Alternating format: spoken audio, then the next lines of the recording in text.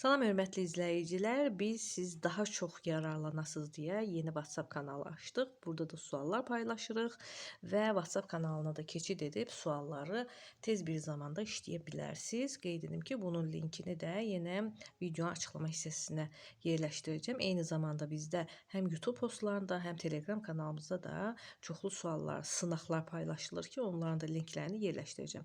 İndi isə WhatsApp kanalında paylaşdığımız bir neçə sualın izahına baxaq. Çoxunun səhv etdiyi sözü düzgün qeyd edin. Bu YouTube postunda da paylaşmışdıq. Bir neçə dəfə hətta paylaşmışıq. Çünki səhvlər çox olurdu. Burada cavab monastır. Yəni bir çox sözlərdən fərqli olaraq monastır sözündə I hərfi var. Bunu yadınızda saxlayın uşaqlar. Keçək digər suala. Digər sualımız bizim MIX sertifikasiya sınağından götürülmüş sualdır. Bu sualda yenə biz YouTube kanalında izahını vermişik. Bu kanalda yerləşdirmişik. Yəqin ki, baxmısınız. Ona görə bunu cavablarını burada demirəm. Sonra digər sualımız çaşdırıcı 6-cı sinif sualı. Burada nə deyilir? Burada deyilir ki, böyük insanlar həyatın mənasını özündə, kiçik insanlar isə özgələrini də axtarırlar. Cümləsində həm hal, həm də mənsubi şəkilçisi qəbul etmiş ismi müəyyən edin.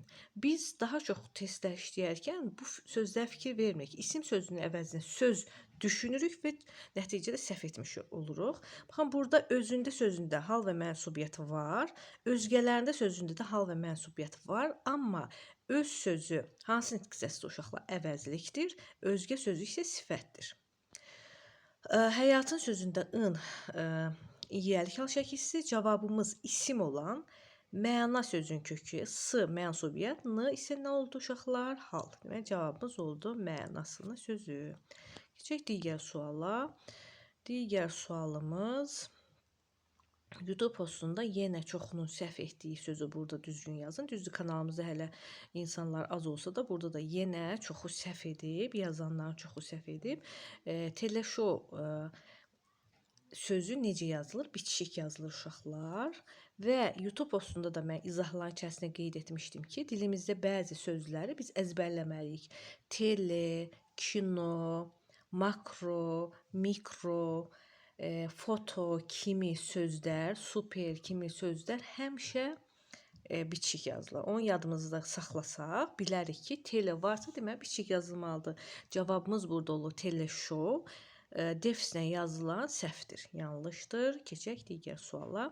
Digər sualımız da bizim OTK sınağına düşən sual idi. Bunu da izahını vermişik və burada kanalda yerləşdirmişdik. Motivasiyaya aid biz müəyyən videolar, sonra cümlələr də yerləşdiririk. Siz də keçid edib baxa bilərsiniz. Sonra keçək digər suala.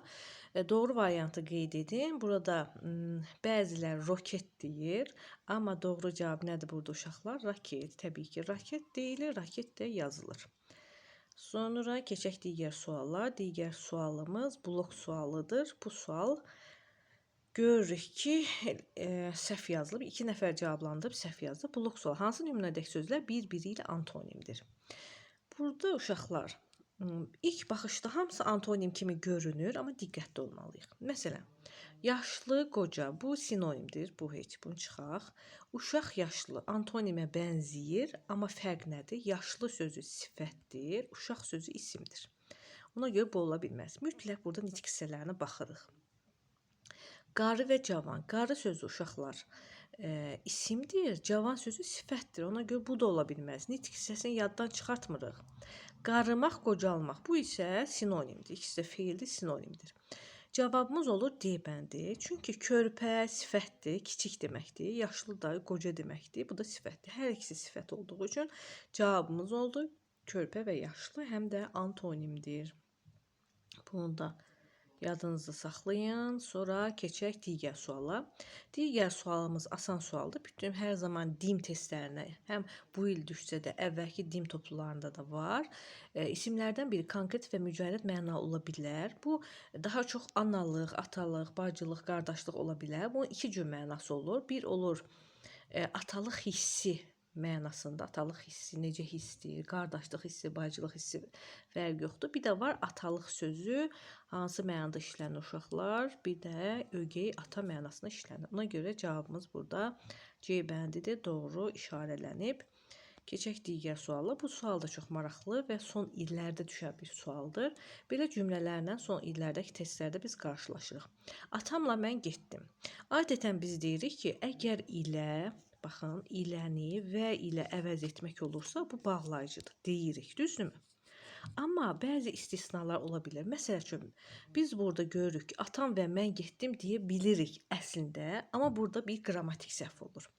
Əgər atam və mən getdim, atam və mən uyğun gəlsə də, burada getdim sözü uyğun gəlmir. Bunun əvəzinə uşaqlar olmalıdır. Atam və mən getdik. Əgər burada xəbər getdik olsaydı, burada m yox, k olsaydı, onda bağlayıcı olacaqdı.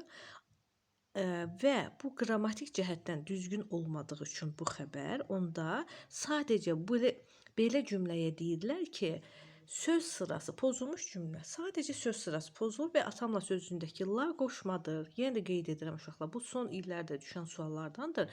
Yəni düşmə ehtimalı çoxdur. Bu olmalıydı. Mən atamla getdim. Bu zaman artıq cümlə düzgün olur. Getdim sözü də düzgün olur. Burada bir dənə mübtəda var. Həmcins mübtəda yoxdur. Atamla da olur. Tamamlıq. Yəqin bu sizə aydın oldu. Deməli, atamla mən getdim sözündə la nə oldu uşaqlar? Qoşma. Cavab qoşmadır burada. Keçək digər suallar. Digər sualımız isə feildən düzələn ismi müəyyən edin. Burada 3 nəfər cavablandırıb, amma 3-ü də səhvdir.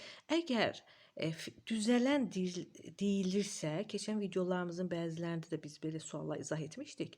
Əgər hansı nitq hissəsindən düzəlir deyilirsə, sonuncu leksik şəkilçidən əvvələ baxırıq uşaqlar. Məsəl üçün, birlik sözündə bir sözün köküdür. Baxın, bir sözün kökü lik leksik şəkilçidir. Bu birlik sözü nədən yaranıb? Likdən əvvələ baxırıq, elə köklə eyni oldu. Bir sayından yaranıb, bu saydan yaranıb. Ona görə bu deyil. İkincisi, yaşıllıq sözü kökü yaşıllıq leksik şəkilçi. Yaşıl sözünə yaranıb, bu da sifətdir. Kəskinlik sözünün, baxın, kəsmək sözünün kökü kin leksik şəkilçi, lik leksik şəkilçi. Hansı nitq hissəsindən yaranıb uşaqlar? Likdən əvvələ baxırıq. Kəskin, kəskin sifətindən yaranıb yenə də. Düzlük, düzlük sözünün düz sözün kökü lük leksik şəkilçi. Lük də adlara qoşulduğu üçün burada düz sözü olur sifət. Bu da sifətdir. Görürük ki, hər birisi sifətdən yaranıb. Yalnız sancı sözü. Sancı sözünü təhlil edək. Sancmaq sözün kökü ı isə leksik şəkilçidir. Axırıncı leksik şəkilçinin əvvələ baxırıq. Nə qaldı? Sancmaq. Sancmaq feilindən yaranıb. Feildən düzələn isim hansı oldu? Sancmaq. Daha doğrusu sancı isimdir. Sanc feilindən yaranmışdır. İsimdir və feildən yaranıb. Cavabımız oldu uşaqlar C bəndi. Yəqin ki, sizə aydın oldu. Yəni, aydın olmasa, yenə də şərhlərdə qeyd edərsiniz. Sonra frazeoloji birləşmələrə aid biz bir sualı izah etmişdik YouTube-da və həmin sualdakı sözləri, lüğətdəki sözləri bir-bir bura yazmışıq. İstəsəniz keçid edib, siz də qeydlərinizi götürə bilərsiniz. Və sonda da bugünkü sualda izah edək və daha doğrusu dünənki sualdır bu. Maneken sözündə çox insanlar səhv edir. İndi biz baxırıq, bu sual 6 nəfər cavablandırıb, 5-i maneken yazıb. Düzdür, biz çoxumuz maneken deyirik, amma deməli səhv deyirik. Əslində maneken sözünün yazılışı və deyilişi eynidir və eynəndir. Maneken, maneken. Bu düzgün cavab budur. Əgər yadınızda saxlamaq çətin olursa, çoxlu dəftərdə yazın ki, yadınızda qalsın. Maneken sözü də yəqin yadınızda qalar. Sonra mən sizə miq və sertifikasiyaya gedən müəllimlər üçün 6-cı sinif kitabından belə səhifələr çəkib qoydum ki, onlar asanlıqla oxusunlar. Çünki 6-cı sinif kitabı hər adamda yoxdur və bu əsərlər tamamilə formada, yəni tam formada daha doğrusu 6-cı sinif kitabında var. Bura qoydum ki, kimsə bəlkə hansısa müəllimlər oxuyub yararlana bilər və qeyd edeyim ki, bu suallara, bu əsərlərə aid suallar ola bilsin bugündən paylaşıldı. Sonra keçək bugünkü suala. Bugünkü sualda bugün sual paylaşmamışıq. Sadəcə bəzi sözlərin düzgün yazılışını təzədən qeyd eləmişəm ki, siz qeyd dəftərinizə yazasınız. Bugünkü videomuz uşaqlar bu qədər.